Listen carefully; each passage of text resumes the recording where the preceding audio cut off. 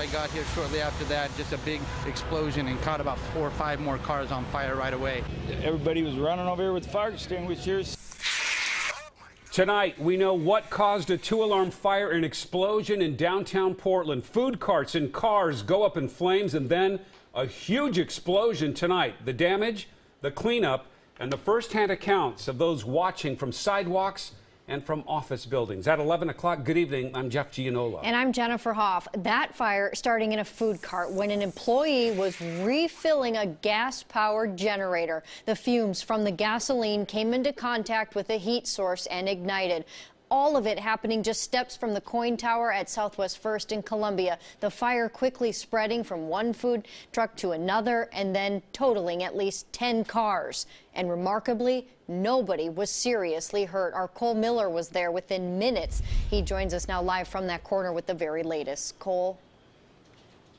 Well, Jennifer, Jeff, good evening. Simply put, there is not a whole lot left on this corner. Those 2 carts right behind me as we push in, you can see the damage here. Lay Thai and Greek Gods, they are just absolutely gutted. Some of that fire suppression foam still on the ground here. And as we swing over to the left, here's a look at those damaged cars. They are still taped off tonight.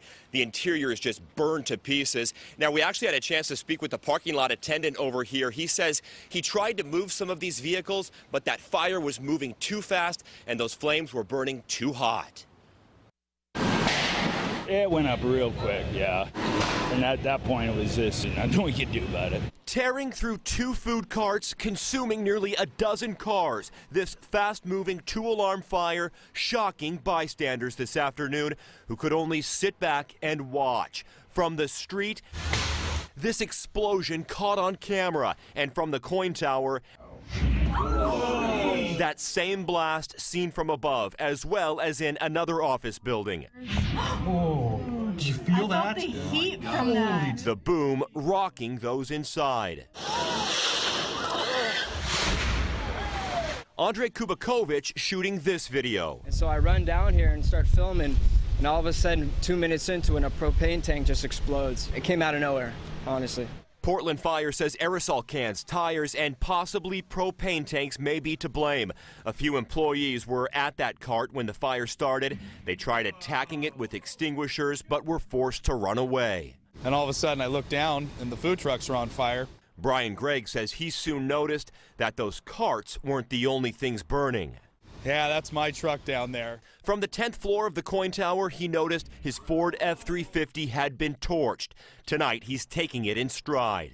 The truck can be replaced, but the family, I mean, this is their livelihood. This is how they pay their bills. Despite the devastation and that powerful fireball, no one was seriously hurt. 2 people were evaluated and will be okay, though undoubtedly shaken up. Heck of a way to end the day. A heck of a way to end the day is exactly right. And again, a live look back here out at those 2 food carts that were just torched again today. We, of course, hope that these cart owners and these car owners are able to recoup their losses as soon as possible. And Greg, who you heard from there at the end, he says he was a frequent customer of these food carts. He tells me that he'll be back as soon as they reopen. Live tonight in downtown Portland, Cole Miller, KOIN 6 News. Yeah, you look at the video, remarkable. No one was seriously injured. Our team coverage continues now with our reporter Andrew Dimber. He's digging deeper into the rules and some of the regulations in place when it comes to operating these food trucks.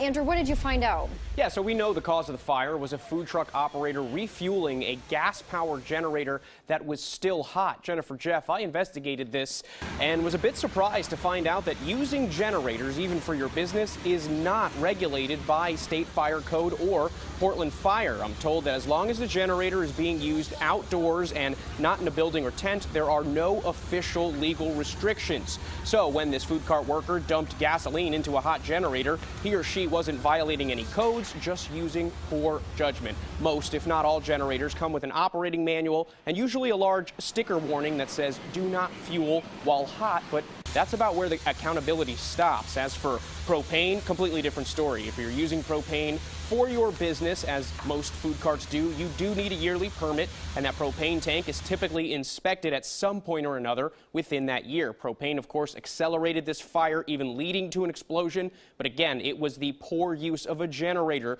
that caused the fire. But no rules or laws were broken in that use. A stark reminder to use common sense whenever operating dangerous equipment.